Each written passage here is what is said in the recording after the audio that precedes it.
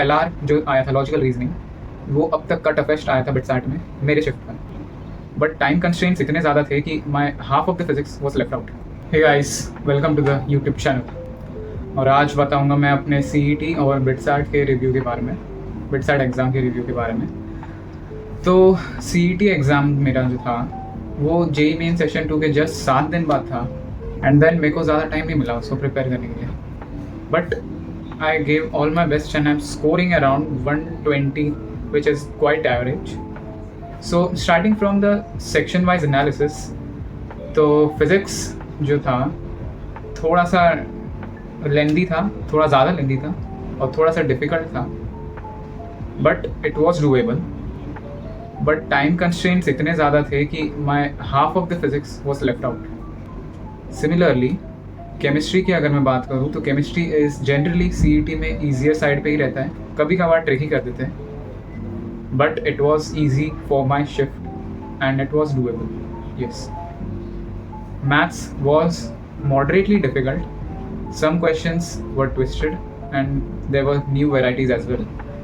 तो ठीक है, overall the paper was moderate. तो अगर मैं CET के मिस्टेक्स की बात करूँ, माई फर्स्ट मिस्टेक वॉज कि मेरे सॉल्विंग में स्पीड नहीं था, which was a major reason that my physics was left out. And मैंने बहुत सिली मिस्टेक्स करे जब उन लोग ने आंसर की रिलीज़ करी थी, जो रिस्पॉन्स शीट जिधर हम ऑब्जेक्शन रेज करते हैं, तो उसमें मैंने देखा I have made the type of silly mistakes which I usually don't. So that was one of the pen points. And what was improvable was definitely कि I could have avoided the silly mistakes because बहुत ज़्यादा time pressure होता है CET में, and वो time pressure के साथ I guess मैं कोप नहीं कर पा रहा था उस सिचुएशन में, इसीलिए मुझे लग रहा है कि मैंने ऐसे सिली मिस्टेक्स करे। कमिंग टू बिटसैट इस साल का बहुत टफ आया था। My shift was ranked at second toughest shift. LR जो आया था लॉजिकल रीजनिंग, वो अब तक का टफेस्ट आया था बिटसैट में मेरे शिफ्ट का logical reasoning. And I don't know the reason why they have made such a difficult and unpredictable paper this year. मैंने ऑलरेडी एक मॉक टेस्ट सीरीज़ लगाई थी जो बहुत ही रेप्यूटेड सीरीज़ मानी जाती है। उनकी सीरीज़ के जो मॉक टेस्ट के लेवल थे उससे भी 2 टाइम्स हायर लेवल का पेपर आया था इस time. And coping up during the paper was very difficult, क्योंकि उस बिटसैट में और भी स्पीड लगती है, क्योंकि यहाँ पर थोड़े क्वेश्चंस वो लोग डेप्थ में पूछते हैं। अनलाइक CET में बहुत बार उन लोग फॉर्मूला बेस्ड पूछ लेंगे, लेकिन बिटसैट में उन लोग भले ही कम क्वेश्चंस पूछते हैं। CET में it's 50 questions per section and that totals up to 150 total, but in BITSAT it's total of 130 questions, जहाँ पर फिज़िक्स में 30, केमिस्ट्री में 30, English and LR mix 30 and maths is 40। So BITSAT भले ही कम क्वेश्चंस पूछेगा, लेकिन वो कुछ क्वेश्चंस में वो डेप्थ तक लेके जाएगा, and they are also expecting speed from you. And इधर नेगेटिव मार्किंग भी है बिटसैट में, अनलाइक CET जहाँ पर 0 नेगेटिव मार्किंग है।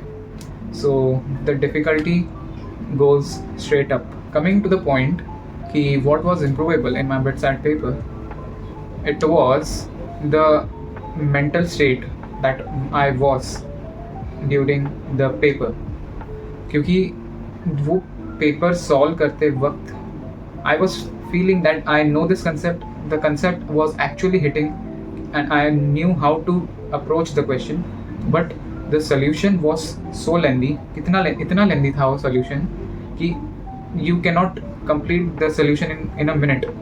Usually हमें बिटसैट में फिजिक्स, केमिस्ट्री, LR और इंग्लिश में विद इन अ मिनट और मैक्स 1.5 मिनट्स ही देने पड़ते हैं एक क्वेश्चन को, but the questions took a lot of time, and that was one of the points where I could have improved कि I did not master the skill of skipping the question. I did not choose the questions that I had to solve wisely. अगर मैं थोड़ा सा और अच्छे से choose करता अपने सेट ऑफ क्वेश्चंस को, एंड नॉट टारगेटिंग कि I have to solve like from out of 30 questions to 25 questions. I usually do that, but the paper had a higher difficulty level. इसी वजह से choosing 20 questions or lower numbers but accuracy will be helpful. तो ये था physics और chemistry का review. तो अगर मैं मैथ्स का बोलूँ तो maths is usually on a easier side BITSAT में यूजुअली, बट उन लोग ने इस टाइम भी मैथ्स टफ रखा, just like physics and chemistry. The only thing that was easy in my paper was English and nothing else.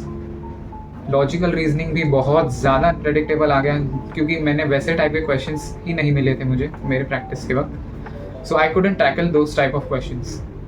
Those were a completely new variety of questions which required a lot of critical thinking. आपने YouTube पे बहुत सारे लोगों के reviews भी देखे होंगे.